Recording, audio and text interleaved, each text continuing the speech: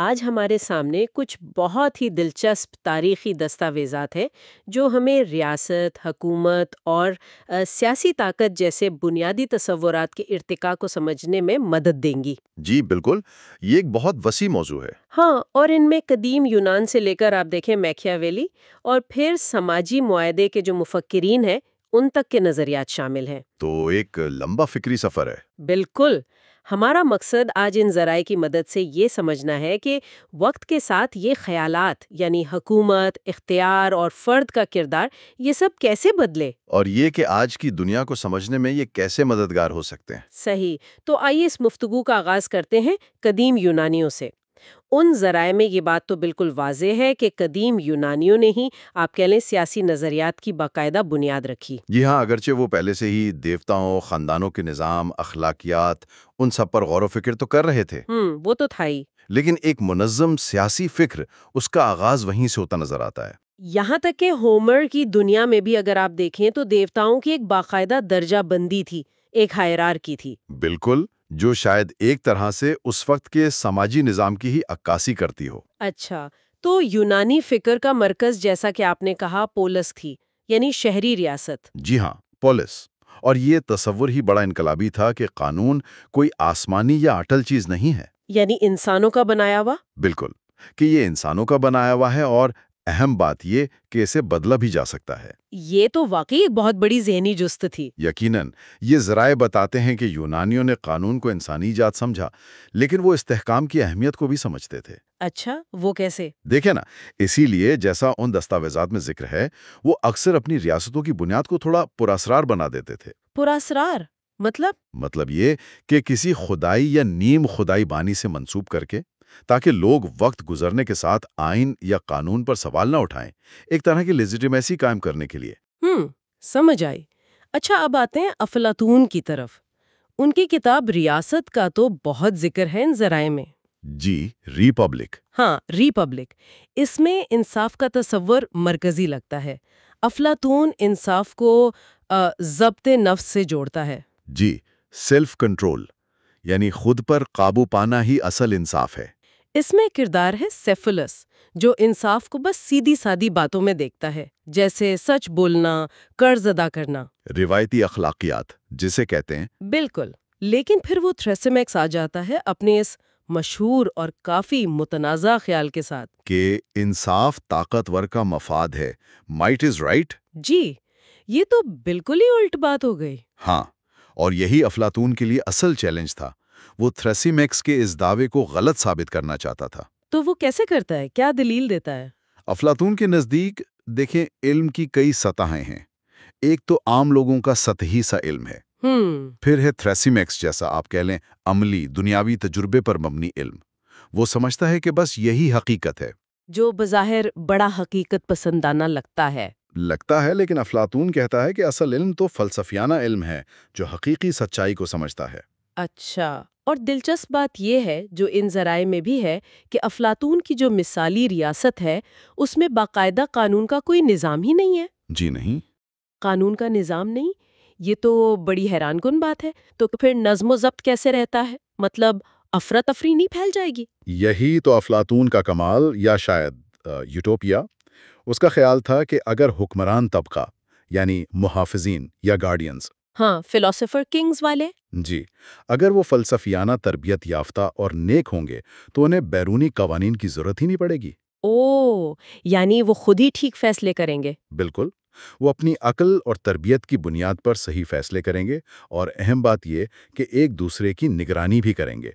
گویا پورا نظام افراد کی ذاتی خوبیوں پر منحصر ہے۔ یہ تو بہت آئیڈیل بات لگتی ہے۔ خیر، تو یہاں تک کہ مذہب کو بھی وہ بنیادی طور پر ایک سماجی کنٹرول کے اوزار کے طور پر دیکھتا ہے۔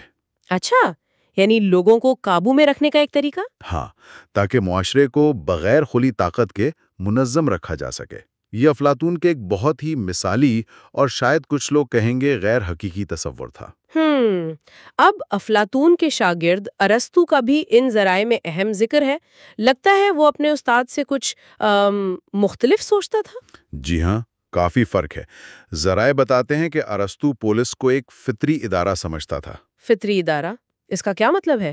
یعنی جیسے درخت اگتا ہے؟ کچھ ایسا ہی سمجھ لیں۔ ارسطو کا مشہور قول ہے نا کہ انسان فطرتاً ایک سیاسی حیوان ہے، زون پولیٹیکون۔ ہاں، سنا ہے۔ اس کا مطلب ہے کہ انسان کی فطرت ہی ایسی ہے کہ وہ ایک کمیونٹی میں، ایک شہری ریاست یا پولس میں رہے۔ تنہا رہنا یا تو حیوان کا کام ہے یا دیوتا کا۔ اچھا۔ پولس ہی وہ جگہ ہے جہاں انسان اپنی پوری صلاحیتوں کو استعمال کر سکتا ہے اور ایک اچھی زندگی یعنی ایوڈائمونیا گزار سکتا ہے۔ تو ریاست صرف امن قائم رکھنے کے لیے نہیں بلکہ اچھی زندگی کے لیے بھی ضروری ہے؟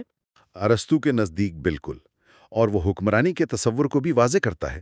کہتا ہے کہ ہر قسم کی حکمرانی، چاہے وہ آقی کی غلام پر ہو یا شوہر کی بیوی پر یا بادشاہ کی رعایا پر، وہ محض طاقت کا اظہار نہیں ہونی چاہیے، بلکہ اس کا ایک خاص مقصد ہونا چاہیے جو اس تعلق کی نوعیت سے طے ہوتا ہے۔ یہ نہیں کہ بس جو مرضی آقا کرے۔ لیکن ذرائع میں ارسطو کے غلامی پر خیالات کا بھی ذکر ہے جو آج کل تو بالکل قبول نہیں کیے جاتے۔ جی بالکل، اور یہ ایک مشکل پہلو ہے۔ ارسطو فطری درجہ بندی پر یقین رکھتا تھا۔ فطری درجہ بندی؟ ہاں، اس کا خیال تھا کہ کچھ لوگ فطرتاً حکمرانی کرنے کے لیے پیدا ہوتے ہیں اور کچھ محکوم رہنے کے لیے، یعنی فطری غلام۔ اور اس کی بنیاد کیا تھی؟ نسل؟ نہیں، نسل نہیں، اس کی بنیاد وہ عقلی صلاحیت اور خود رہنمائی کرنے کی اہلیت پر رکھتا تھا۔ اس کا کہنا تھا کہ جن میں یہ صلاحیت کم ہے وہ دوسروں کی رہنمائی میں بہتر رہتے ہیں۔ لیکن یہ کیسے پتا چلے گا کہ کون فطری غلام ہے؟ یہی تو مسئلہ ہے۔ جیسا کہ ذرائع میں بھی اشارہ ہے، ارسطو خود مانتا تھا کہ عملی طور پر یہ شناخت کرنا بہت مشکل ہے کہ کون واقعی فطری غلام ہے اور کون صرف حالات کی وجہ سے، جیسے جنگی قیدی وغیرہ، غلام بنائیں۔ تو یہ نظریہ عملی طور پر قابل عمل نہیں تھا؟ شاید نہیں، اور آج کے دور میں تو انسانی مساوات کے تصورات سے یہ بالکل میل نہیں کھاتا۔ صحیح۔ اچھا، یونانیوں کے بعد یہ دستاویزات ہمیں رومی فکر کی طرف لے جاتی ہیں۔ یہاں مخلوط حکومت کا تصور اہم لگتا ہے۔ ہاں، خاص طور پر مورخ پولیبیس کے حوالے سے۔ اس نے روم کی کامیابی کا راز اس کی مخلوط حکومت میں دیکھا تھا۔ مخلوط حکومت سے کیا مراد ہے؟ اس کا مطلب تھا کہ رومی نظام میں بادشاہت، جو ان کے کاؤنسلز تھے، اشرافیہ یعنی سینٹ، اور جمہوریت، عوامی اسمبلیاں، ان تینوں کے عناصر شامل تھے۔ اچھا، یعنی تینوں طرح کی حکومتیں ایک ساتھ؟ جی، خیال یہ تھا کہ یہ تینوں ایک دوسرے کی طاقت کو توازن میں رکھتے ہیں، کوئی ایک حصہ حد سے زیادہ طاقتور نہیں ہو پاتا۔ یعنی چیکس اینڈ بیلنسز کا ایک ابتدائی تصور۔ بالکل، اس طرح ریاست میں استحکام رہتا ہے۔ یہ اختیارات کی تقسیم کا ایک بہت اہم ابتدائی خیال تھا۔ اور رواقیت، سٹوئسزم کا بھی ذکر ہے۔ یہ کیا فلسفہ تھا؟ اس کا سیاست سے کیا تعلق تھا؟ رواقیت تو ایک بہت وسیع فلسفہ تھا، زندگی گزارنے کا ایک پورا طریقہ۔ لیکن سیاسی لحاظ سے اس کا ایک اہم پہلو یہ تھا کہ ان کے نزدیک انسان بے وقت دو دنیاؤں کا شہری ہے۔ دو دنیاؤں کا؟ وہ کیسے؟ ایک تو کائناتی عقلی ریاست کاسموپولس، جس میں تمام انسان، تمام ذی عقل مخلوق برابر ہیں کیونکہ سب میں الہی عقل کا حصہ ہے۔ اور دوسری وہ زمینی ریاست، وہ سلطنت یا شہر جس کا وہ شہری ہے۔ اچھا، تو پھر فرض کیا بنتا تھا؟ فرض یہ تھا کہ انسان کو دونوں کے قوانین اور ذمہ داریوں کا احترام کرنا چاہیے، عالمی بھائی چارے کا بھی اور اپنی مقامی ریاست کا بھی۔ اس کی کوئی مثال؟ سب سے مشہور مثال تو مارکس اوریلیس کی ہے۔ وہ رومی شہنشاہ بھی تھا اور ایک بڑا رواقی فلسفی بھی۔ فلسفی بادشاہ جسے افلاطون نے کہا تھا؟ کچھ اس طرح، مگر زیادہ عملی۔ ذرائع بتاتے ہیں کہ وہ حکمرانی کو ایک بوجھل فرض سمجھ کر نبھاتا تھا، اگرچہ اس کا اپنا رجحان غور و فکر اور فلسفی کی طرف زیادہ تھا۔ یعنی ذمہ داری کا احساس بہت تھا۔ بہت زیادہ۔ پھر مسیحی فکر کا دور آتا ہے۔ سینٹ آگسٹین کا نام بہت نمایاں ہے۔ ان کا ریاست کے بارے میں نظریہ ذرائع کے مطابق کچھ مایوس کن سا لگتا ہے۔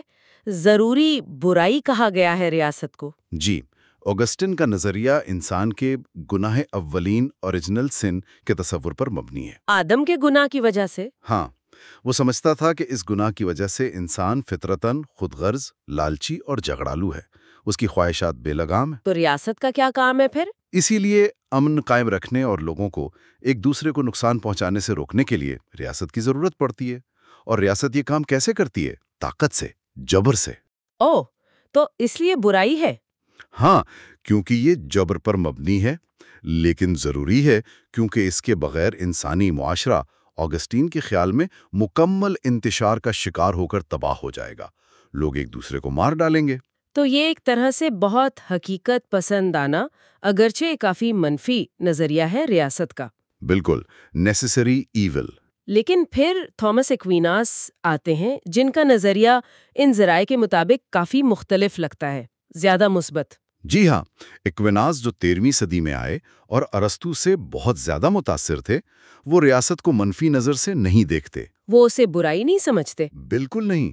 वो इसे एक कामिल या मुकम्मल कम्युनिटी समझते हैं, यानी एक ऐसी तंजीम जो इंसानी फितरत के लिए ना सिर्फ जरूरी है बल्कि फायदामंद भी है। फायदामंद कैसे? उनके नजदीक रियासत खुदा की मर्जी का हिस्सा है।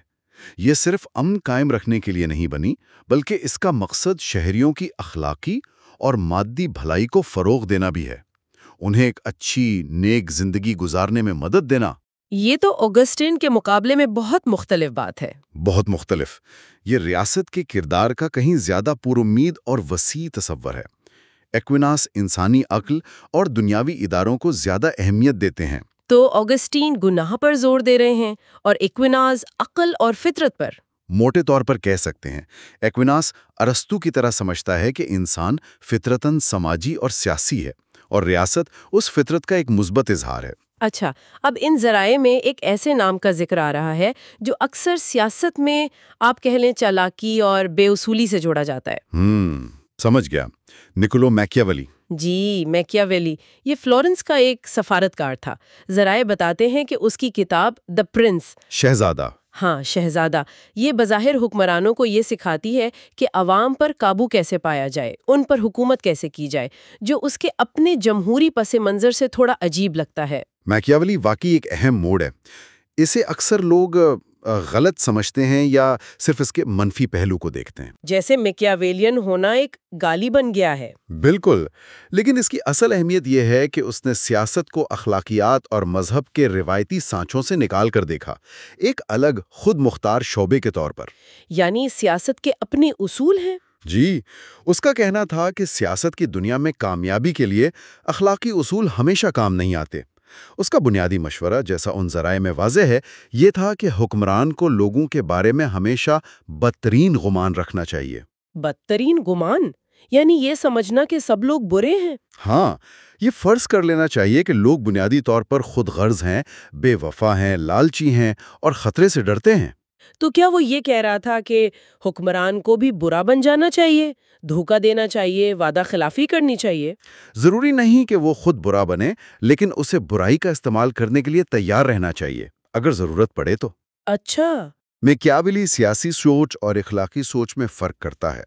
आम जिंदगी में इखलाकियात में हम शायद दरमियानी रास्ता इख्तियार करते हैं, लेकिन सियासत में उसके नज़दीक कामयाबी के लिए आपको बदतरीन सूरत हाल के लिए तैयार रहना होता है। यानी हकीकत पसंदी, चाहे वो कितनी ही तल्ख क्यों ना हो। बिल्कुल। Assume the worst. अगर लोग अच्छे निकलें तो हुक्मरान का फायदा, अगर बुरे निकलें तो वो पहले से तैयार होगा। उसने अमली सियासत की, आप कह लें बेरहम हकीकत निगारी की।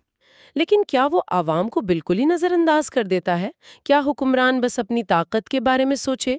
जराए में मिलिशिया और आवाम की हिमायत का भी कुछ जिक्र है? नहीं नहीं, बिल्कुल नहीं। ये एक और गलत फहमी है। मैकियावेली अवाम की अहमियत को खूब समझता था। कैसे? देखें, वो किराए के फौजियों मर्सनरीज पर इन्हिसार करने के सख्त खिलाफ था।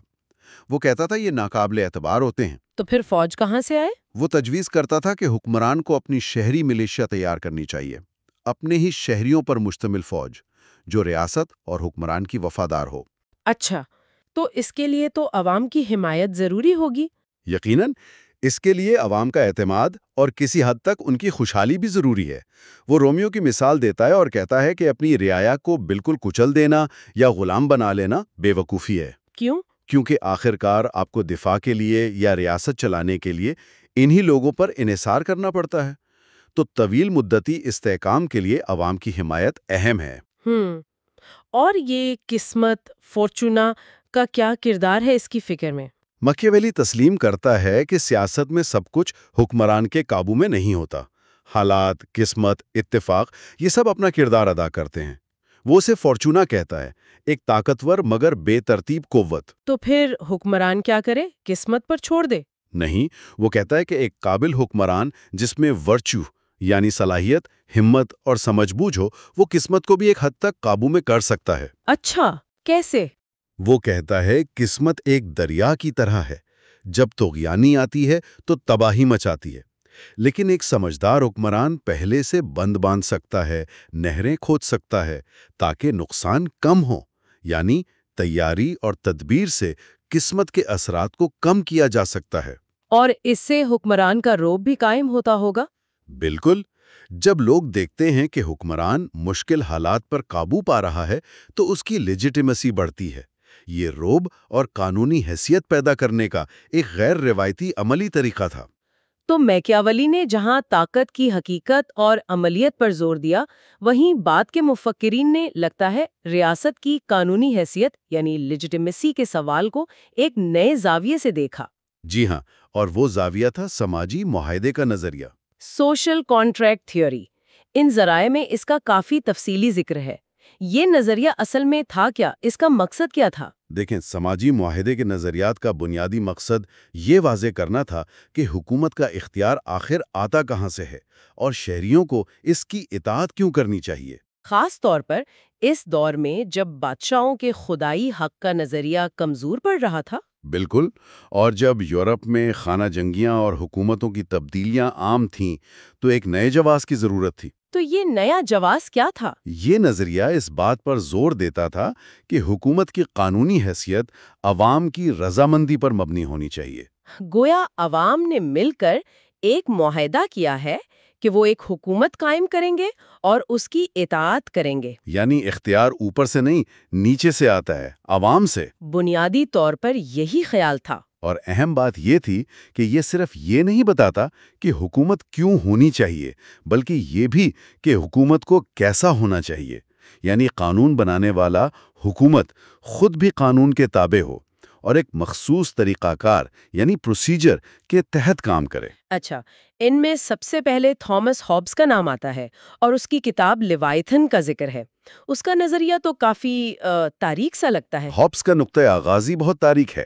وہ شروع کرتا ہے فطرت کی حالت کے تصور سے۔ یعنی وہ حالت جب کوئی حکومت نہیں تھی؟ جی بالکل، کوئی قانون، کوئی پولیس، کوئی عدالت نہیں۔ ہابس کے نزدیک یہ حالت سب کے خلاف جنگ، war of all against all کی حالت ہے۔ سب کے خلاف جنگ؟ یہ تو بڑی خوفناک بات ہے۔ ہابس کہتا ہے کہ اس حالت میں زندگی تنہا، غریب، غلیظ، وحشی اور مختصر ہوتی ہے۔ کیوں؟ کیا انسان فطرتاً برا ہے؟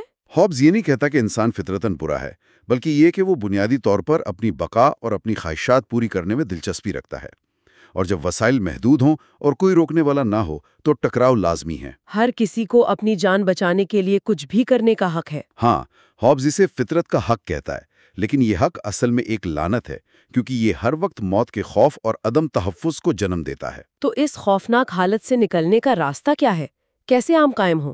ہابس کے مطابق عقل انسان کو بتاتی ہے کہ امن سب سے بہتر ہے، اور امن کے لیے ضروری ہے کہ لوگ اپنے تمام فطری حقوق، تمام حقوق؟ سوائے اپنی جان کے دفاع کے حق کے، وہ ایک مطلق العنان حاکم کو سونپ دیں۔ مطلق العنان یعنی جس کی طاقت پر کوئی حد نہ ہو؟ جی بالکل، یہ حاکم ایک فرد، بادشاہ بھی ہو سکتا ہے یا ایک اسمبلی۔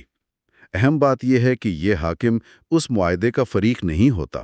اچھا، تو معاہدہ کون کرتا ہے؟ عوام آپس میں معاہدہ کرتے ہیں کہ وہ اس حاکم کی غیر مشروط اطاعت کریں گے بشرطے کہ وہ امن قائم رکھے۔ اور حاکم کا کام کیا ہے؟ حاکم کا بنیادی کام ہے داخلی امن قائم رکھنا، بیرونی حملوں سے دفاع کرنا، قوانین بنانا اور نافذ کرنا، تنازعات کا فیصلہ کرنا، یہاں تک کہ رائے عامہ اور تعلیم کو کنٹرول کرنا تاکہ بغاوت نہ ہو۔ یعنی مکمل کنٹرول؟ ہاں، ہابس کے نزدیک امن و امان قائم رکھنے کے لیے یہ ضروری ہے۔ اس کے اختیارات لامحدود اور ناقابل تقسیم ہیں، کیونکہ اگر اختیارات تقسیم ہوں گے تو پھر سے خانہ جنگی کا خطرہ ہوگا۔ یہ تو بہت سخت نظریہ ہے۔ لیکن ہابس انگلستان کی خانہ جنگی کے تجربے سے گزرا تھا، اس لیے اس کے نزدیک انتشار سے بچنا سب سے اہم تھا۔ لیکن پھر جان لاک آتے ہیں، جن کا نظریہ جیسا کہ ذرائع بتاتے ہیں ہابس سے کافی مختلف لگتا ہے۔ جی ہاں، بہت مختلف۔ لاک بھی فطرت کی حالت سے شروع کرتا ہے، لیکن اس کے نزدیک وہ حالت ہابز جیسی خوفناک نہیں۔ وہ سب کے خلاف جنگ والی حالت نہیں، لاک کے نزدیک فطرت کی حالت میں بھی قانون فطرت یا لا آف نیچر لاگو ہوتا ہے۔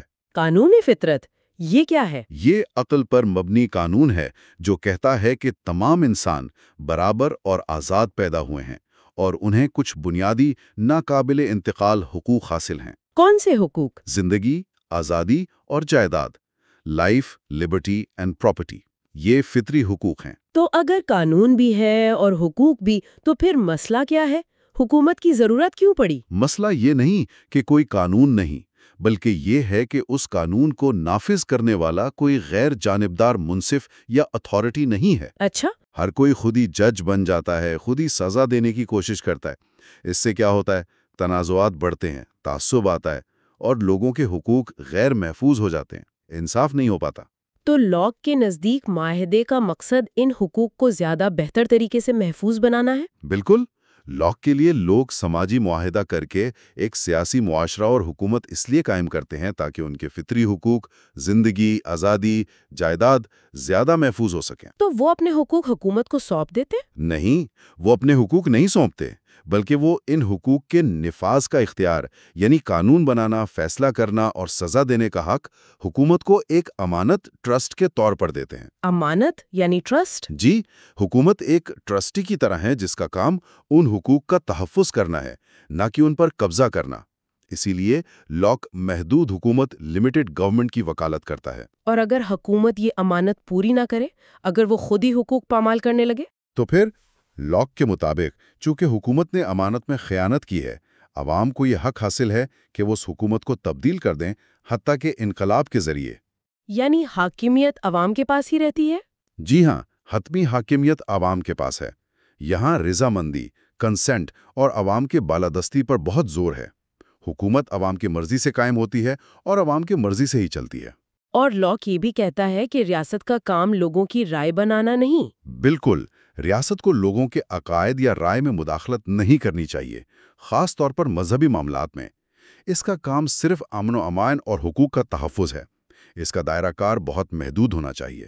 تو ہابس مطلب العنان حکومت چاہتا ہے امن کے لیے، اور لاک محدود حکومت چاہتا ہے حقوق کے تحفظ کے لیے۔ بالکل صحیح خلاصہ کیا آپ نے۔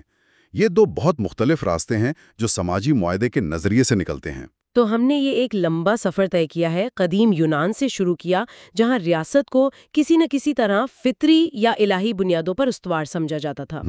افلاطون اور ارسطو۔ پھر ہم میکیاولی کے پاس آئے، جس نے طاقت کی عملی سیاست، اس کی بے رحمی، اس پر زور دیا۔ حقیقت پسندی، چاہے وہ ناگوار ہی کیوں نہ ہو۔ اور آخر میں ہم سماجی معاہدے کے ان نظریات تک پہنچے جہاں ریاست کی قانونی حیثیت، اس کی لیجٹمیسی، عوام کی رضامندی سے جڑ گئی۔ ہابس اور لاک۔ جی، یہ ایک بہت اہم تبدیلی تھی۔ یہ تو خیالات کا ایک زبردست ارتقا ہے۔ اس سب کا خلاصہ کیا نکلتا ہے؟ مطلب آج کے لیے اس میں کیا سبق ہے؟ دیکھیں، اس پورے جائزے سے کچھ بنیادی اور آپ کہہ لیں دائمی سوالات یا ٹینشنز ابھر کر سامنے آتے ہیں جو آج بھی اتنے ہی متعلقہ ہیں جتنے پہلے تھے۔ مثلاً یہ کہ ریاست کے پاس کتنی طاقت ہونی چاہیے؟ کیا اسے مطلق العنان ہونا چاہیے جیسا ہابز میں کہا، یا محدود جیسا لاک نے؟ یہ بحث تو آج بھی جاری ہے۔ بالکل۔ پھر یہ کہ اس طاقت کا جواز کیا ہے؟ یہ کہاں سے آتی ہے؟ کیا یہ فطرت سے آتی ہے، خدا سے، محض طاقت کے زور پر، یا عوام کی رضامندی سے؟ فرد اور ریاست کا آپس میں کیا تعلق ہے؟ فرد پہلے ہے یا ریاست؟ صحیح۔ اور کیا انسان، جیسے ارسطو نے کہا، فطرتاً ایک سماجی اور سیاسی مخلوق ہے جو ریاست میں ہی پنپ سکتی ہے، یا جیسا ہابز نے سمجھا وہ بنیادی طور پر خود غرض ہے اور ریاست صرف ایک مجبوری ہے انتشار سے بچنے کے لیے؟ یہ وہ بنیادی سوالات ہیں جو لگتا ہے سیاسی فکر کی تاریخ میں بار بار ہمارے سامنے آتے ہیں۔ جی، اور ان کے جوابات مختلف زمانوں اور مفکرین نے مختلف دیے ہیں۔ اور آخر میں ایک نکتہ جو مجھے ان ذرائع کو دیکھتے ہوئے بہت اہم لگا، وہ یہ کہ حقوق، جمہوریت، حکومت کی حدود، قانونی حیثیت، ان سب کے بارے میں ہماری آج کی جتنی بھی بحثیں ہیں، جی، وہ دراصل انہی تاریخی مفکرین کے فراہم کردہ فکری ڈھانچوں پر کھڑی ہیں، چاہے ہم ان سے متفق ہوں یا نہ ہوں۔ یہ بہت اہم نکتہ ہے۔ ہم اکثر ان کے کندھوں پر کھڑے ہوتے ہیں، چاہے ہمیں احساس ہو یا نہ۔ شاید ہمیں اس بات کا پوری طرح احساس بھی نہیں ہوتا کہ جب ہم آج سیاست، قانون یا انفرادی آزادی کی بات کرتے ہیں تو ہم کتنے گہرے طور پر افلاطون، ارسطو، میکیاولی، ہابز یا لاک کے پیش کردہ تصورات اور مفروضوں کو استعمال کر رہے ہوتے ہیں، یا ان کے خلاف رد عمل ظاہر کر رہے ہوتے ہیں۔ بالکل۔ تو یہ جاننا کہ یہ خیالات کہاں سے آئے، ان کا اصل سیاق و سباق کیا تھا، شاید ہمیں آج کے سیاسی اور سماجی مسائل کو زیادہ گہرائی میں، زیادہ بہتر طور پر سمجھنے میں مدد دے سکتا ہے۔ یقیناً تاریخ سے واقفیت حال کو سمجھنے کی کلید فراہم کرتی ہے۔